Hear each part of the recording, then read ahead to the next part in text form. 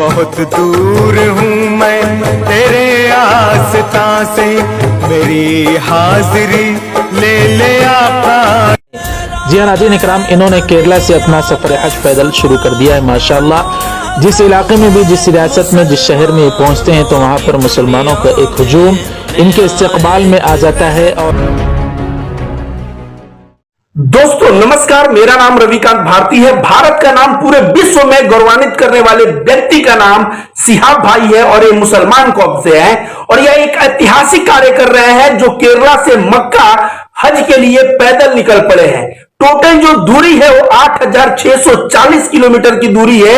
सुन के भी हम लोगों के होश उड़ जाते हैं और इस साहस को दाद देनी पड़ेगी कि कितना जबरदस्त इन्होंने साहस किया है कि 8640 किलोमीटर की दूरी ये पहुंच रहे हैं पैदल और वहां जाके हज करेंगे। दोस्तों तमाम लोगों ने इनका मजाक भी बनाया कि समुद्र के रास्ते कैसे जाओगे, तो मैं कहूंगा उन लोगों को अपना नॉलेज बढ़ाना चाहिए, क्योंकि भारत से जो है मक्का और खाने काबा तक जाने का भूमि का भी रास्ता है। उसके लिए भारत से पाकिस्तान जाना पड़ेगा, पाकिस्तान से ईरान जाना पड़ेगा, ईरान से इराक जाना पड़ेगा, इराक से कुवैत जाना पड़ेगा, कुवैत से सऊदी अरबिया जाना पड़ेगा और सऊदी अरबिया में मक्का खाने काबा में जाके कोई व्यक्ति पैदल भी जाके हज कर सकता है। इनका यात्रा का यही जो है जर्नी का रूट है। यह केरला से निकले हैं, गुजरात होते हुए, राजस्थान होते हुए पाकिस्तान जाएंगे, पाकिस्तान से फिर ईरान, थोड़ा सा इराक टच करते हुए कुवैत और सऊदी अरबिया होते हुए मक्का खाने काबा पहुंचेंगे। दोस्तों इतनी बड़ी हिम्मत का कार्य और इनके पीछे का त्याग देखिए। इनकी भी परिवार है, अपने परिवार को छोड़ के 1 वर्ष के लिए ये लगभग पैदल यात्रा पे निकल चुके हैं, तो परिवार से अलग रहेंगे। दूसरी नंबर बात, रास्ते में चल रहे हैं तो बारिश हो रही है तो बारिश में रेनकोट पहन के चल रहे हैं, कहीं धूप हो रही है उसमें भी चल रहे हैं, कहीं ठंडी होगी उसमें भी चलेंगे। सोचिए अपने शरीर को, इसी को हिंदू धर्म में तपस्या कहते हैं, यह किस तरह से अपने शरीर को तपा रहे हैं और एक तरह से तपस्या कर रहे हैं ईश्वर के प्रति, अल्लाह के प्रति। और शायद अल्लाह का यह समर्पण, अल्लाह के प्रति यह प्रेम ही इनके दिल में इतना साहस दिया है कि यह पैदल वहां तक जाने की जुर्रत कर रहे हैं। लेकिन मजाक करने वाले लोग कहां नहीं होते, हिम्मत तोड़ने वाले लोग कहां नहीं होते। दोस्तों तमाम लोग कमेंट कर रहे हैं कि ये जो है पैदल जाना सही नहीं है, ये हवाई जहाज से चले जाते, ये जो है समुद्र के रास्ते से चले जाते, किसी साधन से चले जाते। पैदल जाना अपने जान को जोखिम में लेना है।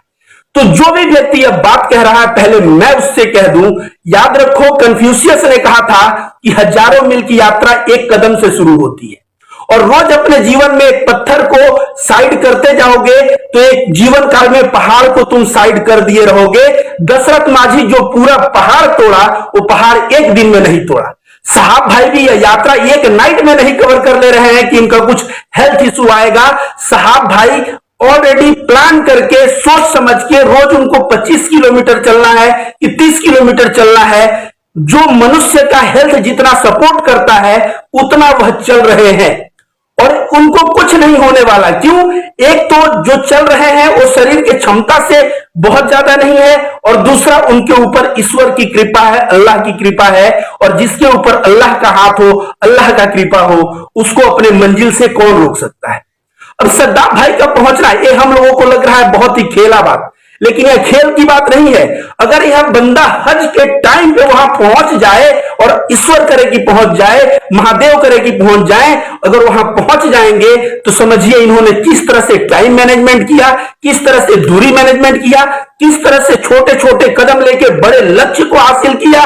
और यह चीज जो है ना, इनसे सीखने की रह जाएगी। वैसे इनके यात्रा में हिंदू और मुसलमान दोनों भारी मात्रा में आ रहे हैं और इनका स्वागत कर रहे हैं।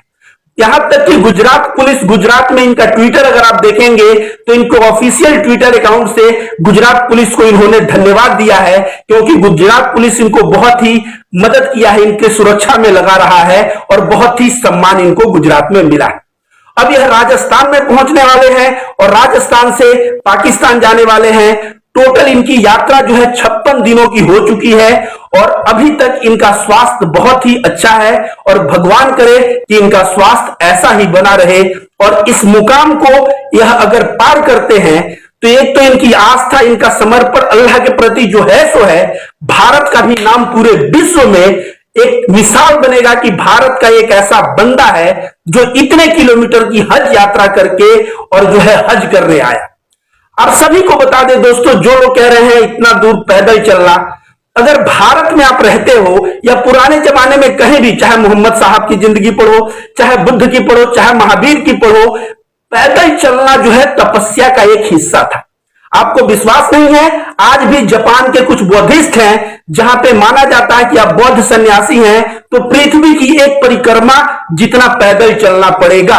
जी हां, देखिए यहां साइड में पेपर में कटिंग भी मैंने दिया है, ऐसा लिखा हुआ है। और बुद्ध अपने जीवन में, मोहम्मद साहब तो आपको सभी को पता है हिजरत किया उन्होंने मक्का से मदीना और कहां कहां। गौतम बुद्ध भारत के थे, मैं बता दूं, वह अपने जीवन में इतनी यात्रा किए कि उनको यात्रा को बिहार कहा जाता था। बिहार कर रहे हैं बुद्ध, और इतनी यात्रा की है कि एक भारत में राज्य का नाम ही बिहार पड़ गया। बिहार का मतलब होता है चलना, पैदल यात्रा करना, बिहार करना। नौका बिहार होता है, नौका पे घूमना, तो घूमना, इतना उन्होंने घूमा। सोचिए, वो श्रावस्ती जाते तो पैदल जाते, वह सारनाथ आए तो पैदल आए, वो गया आए तो पैदल आए, और वे हमेशा केवल बारिश में 3 महीने वे पड़ाव डालते थे, नहीं तो थ्रू आउट घूमते रहते थे, बिहार करते रहते थे। तो बौद्ध धर्म में भी पद यात्रा का बड़ा ही महत्व है।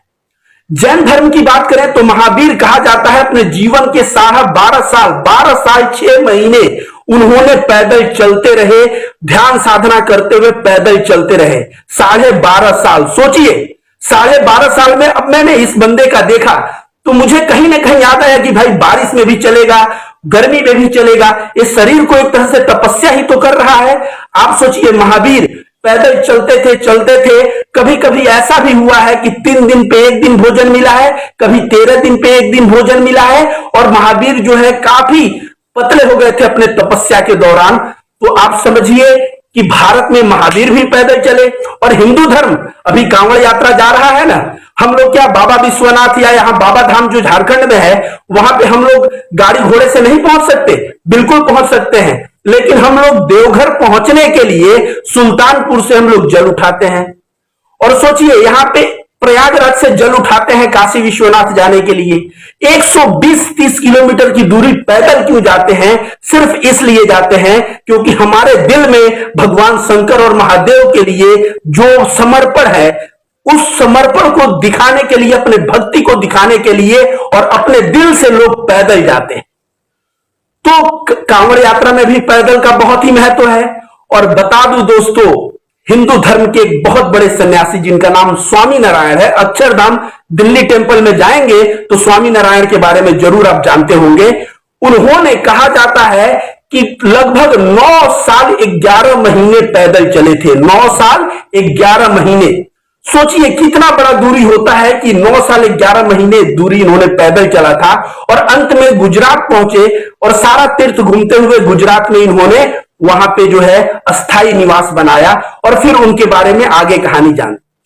तो दोस्तों, हर एक धर्म में पैदल चलने को एक तपस्या माना जाता है, और इसीलिए जो है, जो हज के लिए यह बंदा सिहाब भाई जा रहा है, इसके लिए हर एक हिंदू, हर एक बौद्ध, हर एक जैन और हर एक मुसलमान को दिल से दुआ देनी चाहिए कि इस बंदे का हज कबूल हो, ये हज पे पहुंच जाए, टाइम से हज पे पहुंच जाए, और इनका स्वास्थ्य भी सही रहे, ऐसी हमें कामना करनी चाहिए। और इनकी यात्रा पूरे हिंदुस्तान में हिंदू मुस्लिम एकता का एक मिसाल बना है। इनको हिंदू और मुस्लिम दोनों तरफ से सपोर्ट मिल रहा है, और इनके यात्रा में भारत का तिरंगा भी देखने को मिल रहा है दोस्तों। और इनको नेकियां कितनी मिलेगी ऐसा समझिए, सहाबा इकराम, ऐसा कहा जाता है कि हज के लिए जब कदम बढ़ाते थे तो छोटे छोटे कदम बढ़ाते थे, क्योंकि ऐसा माना जाता था कि जितना कदम आप बढ़ाएंगे हज के लिए उतनी नेकियां मिलेंगी। तो इस भाई को सोचिए, 8640 किलोमीटर पैदल जा रहा है, इनकी नेकियों की जरा आप कल्पना करिए। और हम लोग कांवड़ जब ये होता है तो हम लोग भी तो कांवड़ियों का पैर धोते हैं गर्म पानी से, सेवा करते हैं। उस सेवा करने से क्या होता है? नेकियां हमें भी मिलती हैं। तो हिंदू धर्म में भी ये मान्यता है, साथ साथ इस्लाम में भी ये मान्यता है। तो ये जा रहे हैं दोस्तों, जहां भी आपको ये मिले इनकी मदद करें, इनका समर्थन करें, और इनकी जो है हौसला अफजाई करें, क्योंकि ऐसा पुरुष, एक युग में एक पुरुष पैदा होते हैं। दोस्तों थोड़ा आप लोग ही सोचिए कि इतनी दूरी, अब तमाम लोग कह रहे हैं कि पैदल जाने के लिए मैं भी इनके साथ जाऊंगा, मैंने कमेंट देगा मैं भी इनके साथ जाऊंगा। तो भाई आप इनके साथ जाएंगे, आपको पता है इन्होंने वीजा लेने के लिए भी संघर्ष किया है, 5-5 कंट्री से इन्होंने वीजा लिया है। आप वीजा लेंगे तब तो इनके साथ जाएंगे। दूसरा, हज के लिए जो है जीवन में एक बार जाना अनिवार्य है और उसी को अनिवार्य है जो सक्षम हो। तो आप अगर सक्षम हो तो बिल्कुल जाएं, वीजा बनवाएं, लेकिन आप अगले साल जा सकते हैं, इनके साथ ज्वाइनिंग करना बड़ा मुश्किल होगा। इसके साथ साथ जितने भी हिंदू भाई हैं, मुसलमान भाई हैं, इन सबको मैं कहता हूं कि धार्मिक कोई भी क्रियाकलाप गलत नहीं होता। आजकल नमाज को लेके जैसे टारगेट किया जा रहा है, मैं कहता हूं हजरत उमर के समय का एक वाकया है कि हजरत उमर के दरबार में एक बूढ़ी औरत आई और बोली मैं तेल लेके जा रही थी और मेरा तेल जमीन में गिर गया और मुझे वही तेल चाहिए। और वो रो रही है, बोल रही है, रिक्वेस्ट कर रही है, वही तेल चाहिए। अब सोचिए जो तेल जमीन में गिर गया है उसको कैसे दिया जाए। तो हजरत उमर ने एक चिट्ठा लिखा और कहा कि लेके जाओ और उसको वहीं पे रख दो जहां तुम्हारा तेल गिरा है। उसको वहीं पे रख दी वो बूढ़ी औरत जहां पे तेल गिरा हुआ था, और कहा जाता है थोड़े देर में तेल ऊपर आ गया और बूढ़ी औरत को तेल अपना मिल गया। तो उस चिट्ठे में क्या लिखा था पता है? उस चिट्ठे में लिखा था कि इस जमीन के अंदर मैं एक ऐसे आदमी को गाड़ दूंगा जो नमाज नहीं पढ़ता। मतलब समझिए, नमाज पढ़ने से व्यक्ति जो है रहमत वाला, रहम दिल वाला, बढ़िया अच्छा व्यक्ति होता है। तो हर एक प्रोसेस हम लोग ध्यान करते हैं, वो भी दिल में रहम देता है। तो हर एक प्रोसेस जो है रहम के लिए है, करुणा के लिए है, प्रेम के लिए है। धर्म कोई भी हो, क्या फर्क पड़ता है? हम हिंदू है, कोई मुसलमान है, कोई सिख है, कोई ईसाई है, अगर भूखे को रोटी कोई खिला रहा है तो मतलब सेवा से होनी चाहिए, मतलब प्रेम से होनी चाहिए। और सारा का सारा धर्म जो है यही सिखाता है।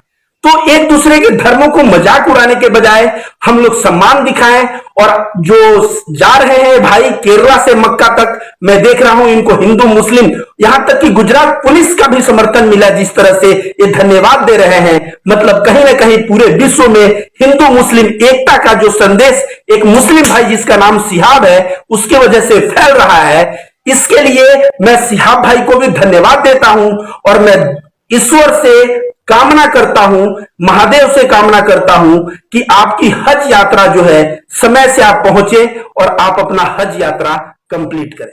धन्यवाद।